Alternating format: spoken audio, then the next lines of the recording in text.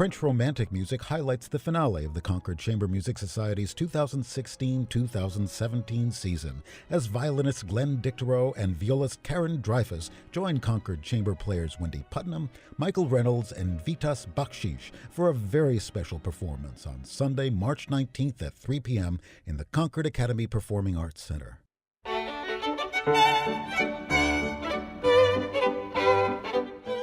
The program begins with a delightful curtain raiser, 3 duets for violin and piano by Dmitri Shostakovich. This short group of pieces, including a prelude, a gavotte, and a waltz, is taken from passages in 3 separate Shostakovich film scores.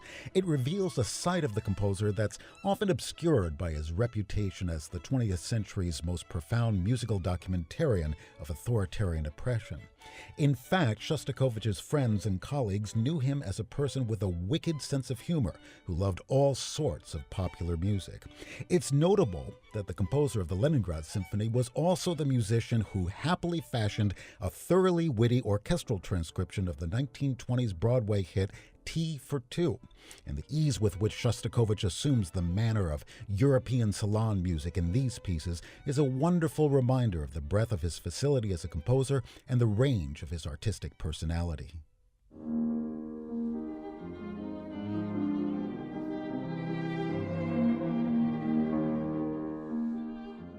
After this prelude, the program continues with a performance of Gabriel Fauré's Piano Quartet No. 2 in G minor.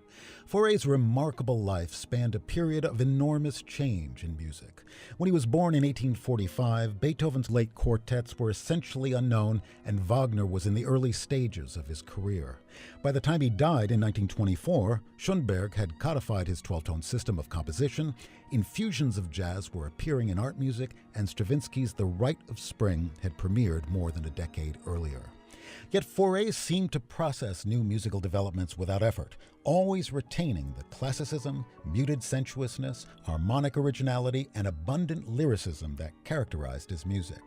This synthesis gives his art a timeless quality, imbuing it with a decidedly non-Germanic elusivity that inspired the French Impressionists.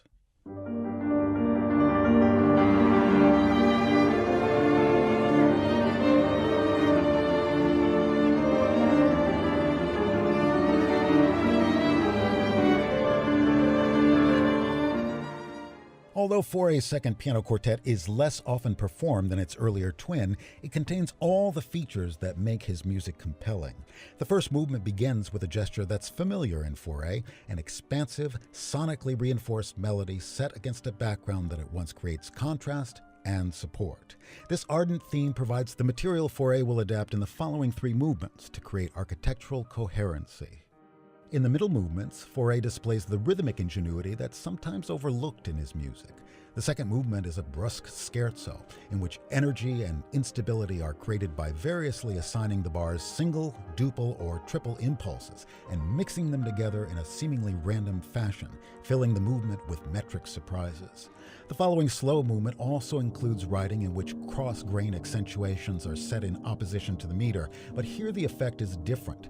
According to Fauré, his purpose was to evoke the disembodied sounds of church bells heard from a distance, a sensation he had loved since childhood.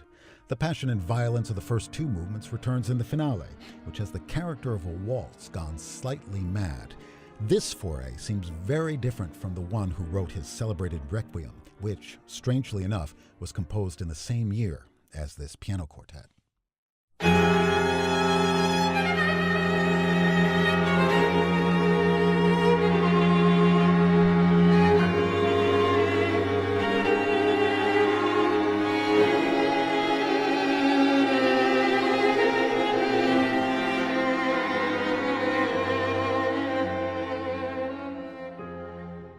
The program closes with French music that embodies a consistently dramatic sensibility, César Franck's Piano Quintet in F minor.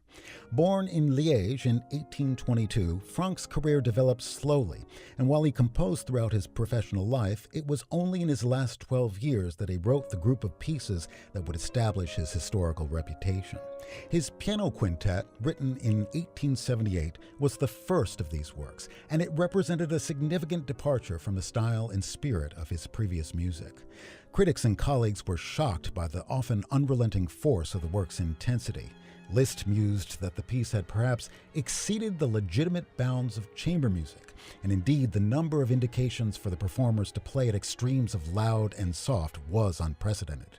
The conservative Saint-Saëns, to whom Franck had dedicated the piece, actually spurned the gift of the original manuscript, and the composer's friends were unsettled by the musically sensational manner in which the mild, unassuming man they knew was expressing himself.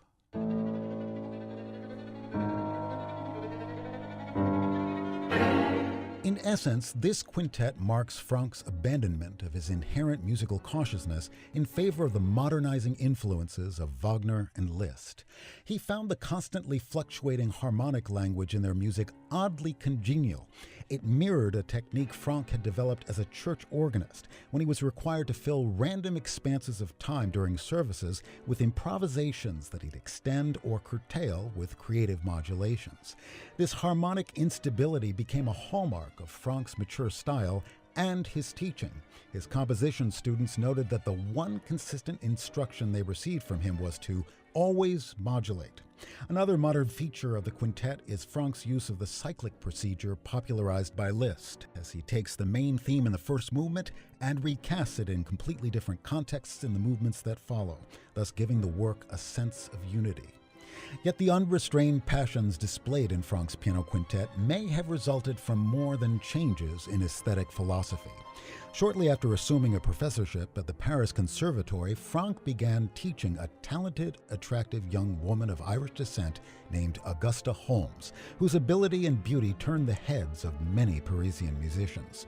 Although it's likely that Franck's romantic interest never progressed beyond that of a long-term infatuation, the emotional intensity of the quintet became so widely associated with his poorly hidden feelings that in spite of the work's popularity with general audiences, Franck's wife took great pains to publicly proclaim how much she despised it. Nonetheless, as the generations have passed, music lovers have continued to disagree with Madame Franck's assessment, and her husband's piano quintet has long been an esteemed addition to the chamber music repertoire for piano and strings. We hope you'll join the Concord Chamber Players and their special guests, violinist Glenn Dicterow and violist Karen Dreyfus, Sunday, March 19th at 3 p.m. in the Concord Academy Performing Arts Center for this appealing capstone to the Concord Chamber Music Society's 2016-2017 season.